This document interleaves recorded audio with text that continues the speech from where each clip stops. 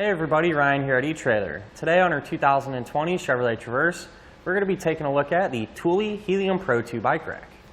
This is going to carry up to a total of 2 bikes. However, if you're looking to carry a third, there's also a 3-bike version available as well. One of the big questions we get asked in regards to hitch-mounted bike racks is if we're still going to have full access to the hatch. This one does fold down out of the way. If you pull up on this lever, you can swing it down, and then we're going to have more than enough room to get just about anything in and out of our hatch. So one of the main things that really sets this rack apart from some of the others is that it's going to be made from aluminum. So there's a couple of benefits there. We're not going to have to worry about any rust or corrosion, so we know it's going to look good for a long time, and it's going to be really lightweight and easy to handle. And that's useful when we're putting our rack in or taking it out. Especially taking it out when we go to store it, we're going to have no problem putting it up on the top shelf out of the way. I personally like this rack for a couple of different reasons. It's going to be really lightweight and easy to handle.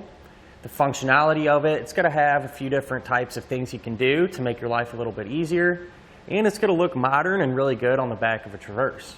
The rack's going to secure your bike in 3 different spots. We're going to have 2 straps here along the top tube and a strap down here. This is an anti-sway strap, and that's going to help to eliminate side-to-side movement. That way you don't have to worry about your bikes banging into each other as you're going down the road. Now, before we take the bike off, take a closer look at the rack itself. One thing I want to point out is that it's actually going to have an integrated lock.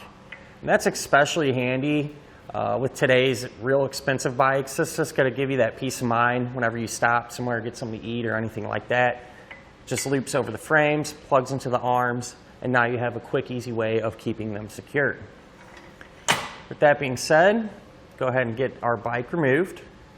Simply just push these tabs down, and you can kind of feed these straps up and over. It'll work the same for all 3. We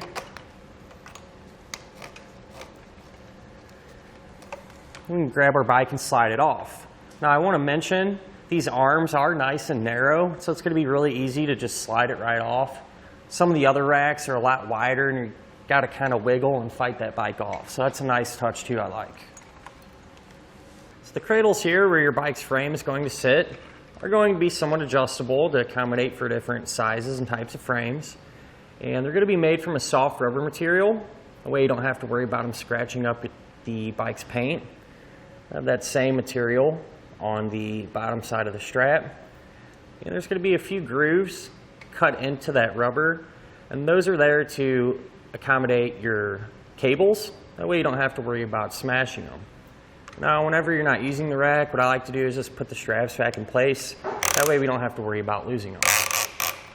Whenever we have the rack on the back of our Traverse, it is going to extend the overall length of it, and that's something to think about whenever you're pulling into your garage or something like that. By exactly how much, if you measure from the hatch to the end of the rack, so maybe about 34 inches. So I really don't see that being an issue unless you have a really small garage or something like that. But if it does give you any problems, these arms actually do fold down. You can pull up on this lever, swing them down, and that frees up quite a bit of space. So if you take that same measurement, that'll only be about 19.5 inches. So definitely don't see this causing an issue in those tight spots or smaller garages. So if we move down here to our connection point, it's going to be a little different than most racks, and I think it's pretty cool. It's actually going to have a built-in pin, and this is going to stop us from having to worry about where that pin goes or keeping an eye on it. This is always going to be with the rack, so it's one less thing we need to worry about. Over here we're going to have a knob, and when you tighten this down, it's actually going to eliminate all the play in our connection point here. And so what that's going to do is prevent the rack from bouncing around. So to give you an example, say if we're going down the road and we're hitting some bumps, you can see the rack is actually going to move with the car as opposed to flopping around. And that's just really going to help keep that ride inside nice and quiet. And it's also going to be able to work with those 2-inch by 2-inch hitches like we have here today, as well as 1.25-inch hitches. So it gives you some versatility. If you have a smaller vehicle in the household with a smaller hitch, chances are good it'll work with that too. This is our test course. Let's start with the slalom.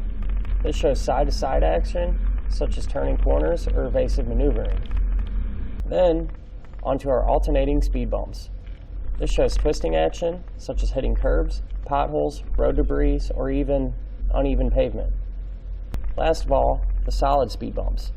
This shows up and down action, such as driving through a parking lot or parking garage, or driving in and out of a driveway.